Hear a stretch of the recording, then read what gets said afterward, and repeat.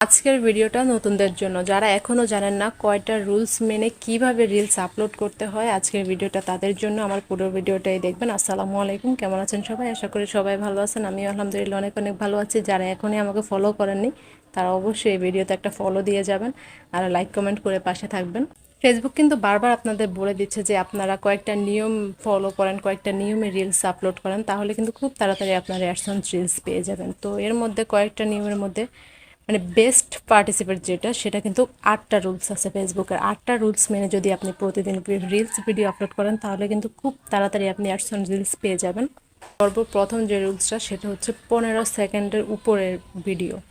15 সেকেন্ডের উপরে থেকে 90 সেকেন্ডের মধ্যে আপনাকে ভিডিও করতে হবে রিলস আপলোড দেওয়ার জন্য, তাহলে কিন্তু আপনার একটা রুলস কমপ্লিট হবে। সেকেন্ড, আপনি যে রিলসটা আপলোড করবেন সেটা কিন্তু অবশ্যই 720 রেগুলেশনের উপরে হতে হবে। রেজুলেশনের এর মধ্যে আপনাকে 1080ও দিতে পারেন, মানে এর উপরে হতে হবে। আর অবশ্যই আপনার ভিডিওটা হতে হবে 1.1 রেশিও আর অথবা 4.5 রেশিও।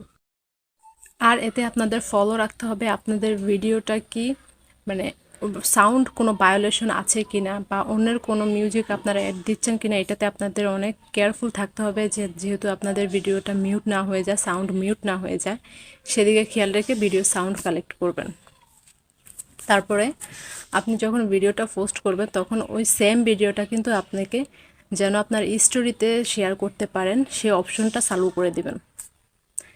তারপরে আপনার ভিডিওটা আপনি একটা নির্দিষ্ট গ্রুপে শেয়ার করবেন, একটা না, আপনার যেসব গ্রুপের মধ্যে জয়েন আছেন সেই গ্রুপের মধ্যে আপনি আপনার ভিডিওটা শেয়ার করে দিবেন।